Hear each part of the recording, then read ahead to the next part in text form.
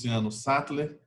Estou aqui para conversar com vocês sobre essa grande novidade da Base Nacional Comum Curricular, a BNCC, que é a cultura digital, que foi incluída como uma competência geral, e dentro da cultura digital, o chamado pensamento comunicacional, computacional.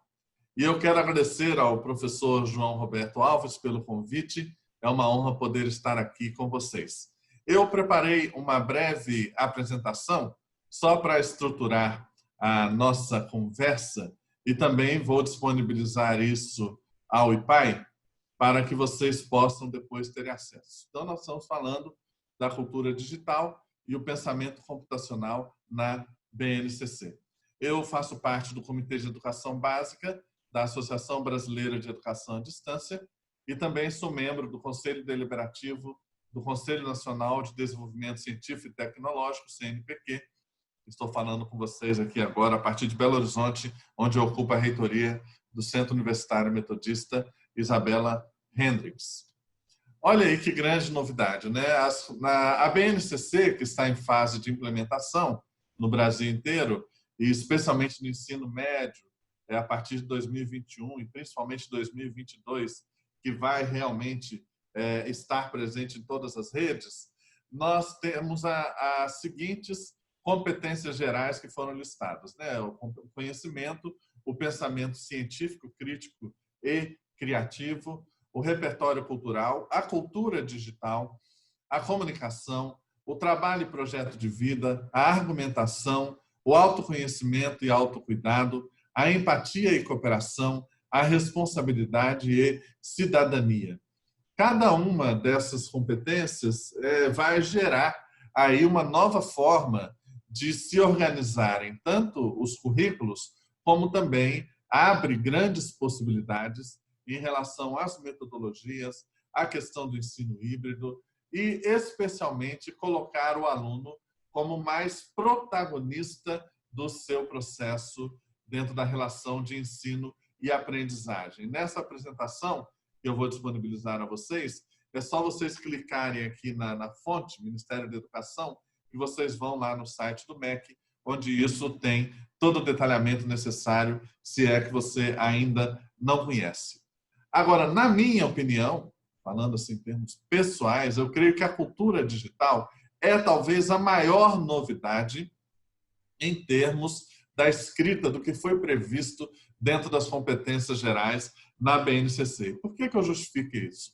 Pensa só, a cultura digital ela foi organizada dentro da BNCC para ter esses três componentes, né? Essas três subdimensões. A computação e a programação, o pensamento computacional, a cultura e o mundo digital.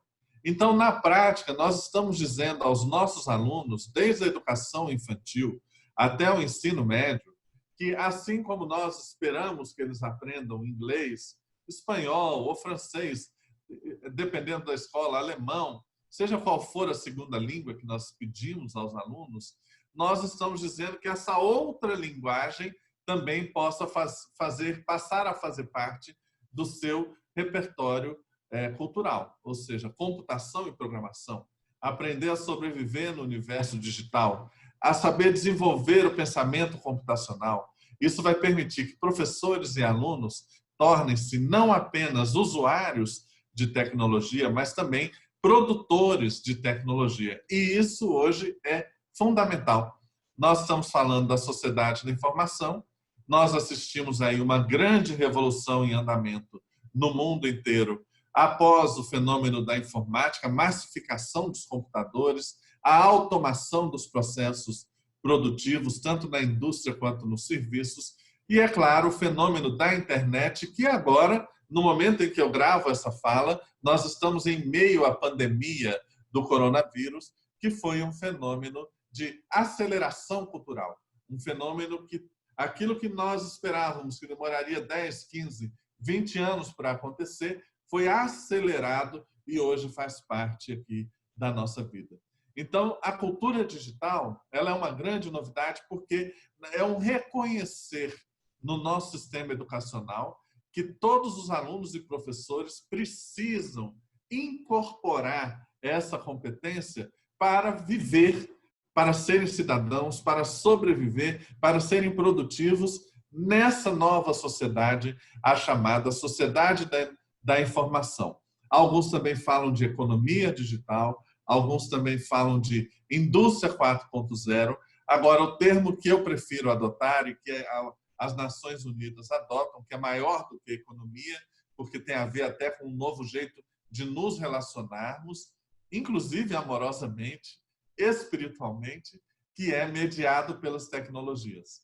Por isso que a cultura digital ela é tão importante e foi assim incorporada no universo da educação básica.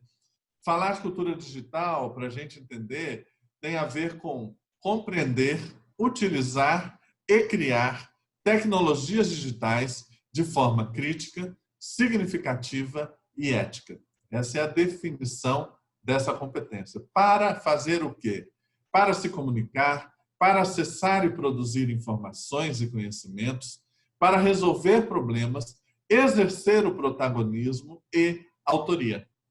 Então, você vê que está embutido dentro do conceito a questão do protagonismo no universo digital. E isso tem tudo a ver com a realidade que nós estamos vivendo. A realidade da desintermediação que a internet trouxe para nós. A realidade de que o poder cada vez mais se concentra nas mãos daqueles que têm o domínio dessas tecnologias, que conseguem desenvolver novos modelos de atuação das organizações por meio dos recursos digitais. Então, nós dizemos aos nossos alunos e professores que a cultura digital é fundamental em todos os campos da vida. Em todos os campos da vida. E quando nós falamos de cultura digital, nós temos que pensar que, primeiro, temos que falar de alfabetização digital, que é conhecer, compreender e fazer uso básico e instrumental dos recursos digitais. Temos que falar de letramento digital, que é entender os processos de uso e de produção básica das tecnologias de informação e comunicação. Você conseguir analisar, avaliar, aplicar e criar conteúdos ou recursos utilizando tecnologia. Então, letramento digital tem uma abrangência maior do que a alfabetização digital.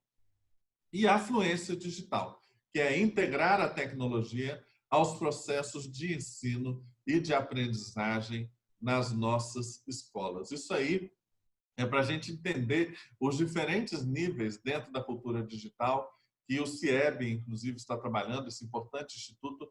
Basta clicar aqui na fonte e vocês vão ter acesso a uma publicação muito importante, muito bem preparada para vocês se aprofundarem a respeito desse assunto. E dentro da cultura digital, eu quero destacar o chamado pensamento computacional. Pensamento computacional.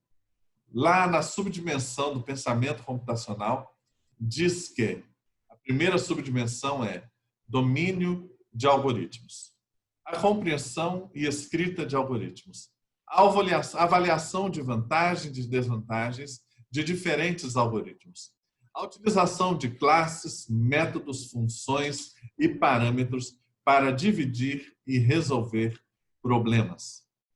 E a outra subdimensão, que é a visualização e análise de dados, a utilização de diferentes representações e abordagens para visualizar e analisar dados. Agora, veja você, a importância que os algoritmos alcançaram na nossa vida, a influência que os algoritmos passam a ter sobre a nossa vida, seja nos meios de transporte, seja na gestão das cidades, seja nos comportamentos de consumo, seja nos sites e aplicativos de relacionamento, seja nas redes sociais, nós temos um universo cada vez mais dominado por esses algoritmos. Por isso, da importância que as nossas crianças e adolescentes e professores passem a dominar essa ferramenta, esse conjunto de possibilidades que, dentro do universo da computação, é o que rege hoje o comportamento dos computadores, dos softwares nas respostas que nós buscamos em um mundo cada vez mais complexo em termos de quantidade de dados, velocidade que os dados são produzidos e alterados. Então, nós estamos num tempo em que a mente humana ela não consegue superar o computador, e no caso os algoritmos, para determinados tipos de pesquisa e organização e depois visualização dos dados. A mente humana ainda supera os computadores para fazer o uso disso de uma maneira, é claro, humana e preferencialmente respeitando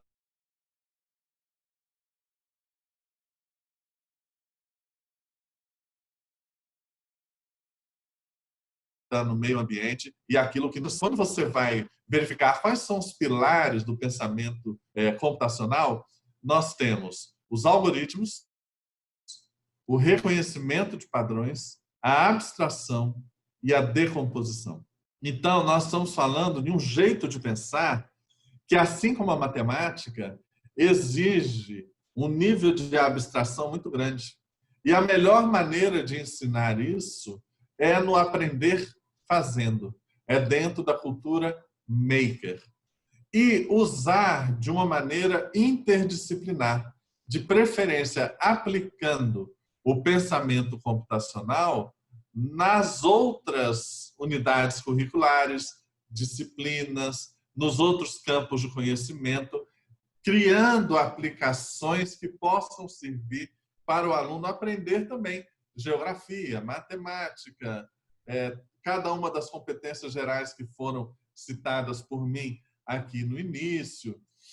Então, na minha opinião, nós temos hoje, por meio da cultura digital e do pensamento computacional, formas de ensinarmos isso de uma maneira interdisciplinar e que será altamente engajadora para os nossos alunos. Vai trazer nossos estudantes para quererem estudar, para entenderem a aplicação do que estão fazendo.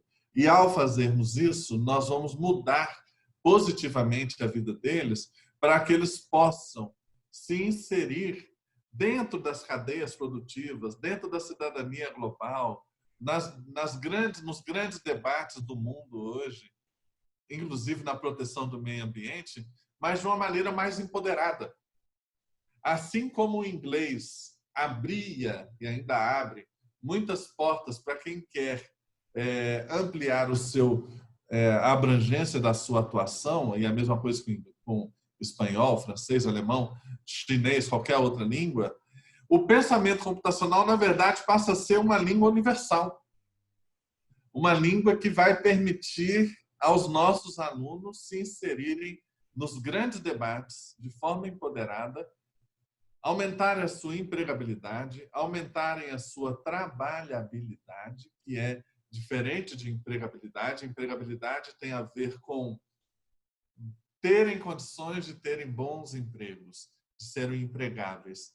Trabalhabilidade eu consigo trabalhar empregado ou de forma autônoma ou como empreendedor, eu tenho trabalhabilidade, eu nem dependo de um vínculo com uma empresa qualquer para poder me manter demandado pelo mundo do trabalho. Isso é trabalhabilidade. Então, tanto para a empregabilidade quanto para a trabalhabilidade, a cultura digital e, especialmente, o pensamento computacional tornaram-se elementos fundamentais para a aprendizagem. E o que eu quero te convidar a você, que é professor, professora, mantenedor, mantenedora, gestor, gestora, na área de educação pública ou privada, é que você pense a cultura digital e o pensamento computacional como mais do que conhecimento, mais do que algo a ser objeto de uma construção cognitiva por parte dos nossos alunos, mas sejam realmente grandes indutores de transformações que nós precisamos fazer no nosso jeito de ensinar, porque os nossos alunos estão aprendendo de um jeito diferente na sociedade da informação. Como eu disse, essa apresentação estará à sua disposição, lembrando que isso terá um impacto muito sério, especialmente no ensino médio, graças à ampliação da carga horária que nós teremos, e por isso também estamos falando de ensino híbrido. Terá também um impacto muito forte no ensino técnico profissionalizante e, é claro, nos itinerários formativos relacionados aos projetos de vida, especialmente os itinerários formativos profissionais, que as nossas escolas terão que desenvolver com muita seriedade, muita competência, dentro desses desafios que a BNCC nos trazem, né? Eu vou parar aqui, porque o desafio era conversar com vocês apenas de maneira introdutória, ao longo de 15 minutos, que eu já passei um pouco, e eu sou Luciano Sattler, você me encontra facilmente aí no LinkedIn. Eu estou à sua disposição, assim como o IPAI está à sua disposição, para você promover essa grande revolução na sua escola, garantir a sustentabilidade do seu projeto e, especialmente, um diferencial que é uma escola plenamente inserida na sociedade da informação e que colabora com os alunos e as famílias para que tanto empregabilidade, quanto trabalhabilidade, quanto projeto de vida, cidadania, possa ser exercida com plenitude nesse mundo que está mudando tão rapidamente e que nos obriga a enveredar nesses novos campos aí que a tecnologia traz para nós. Então, muito obrigado e que você continue aí a ter um bom evento. Até logo.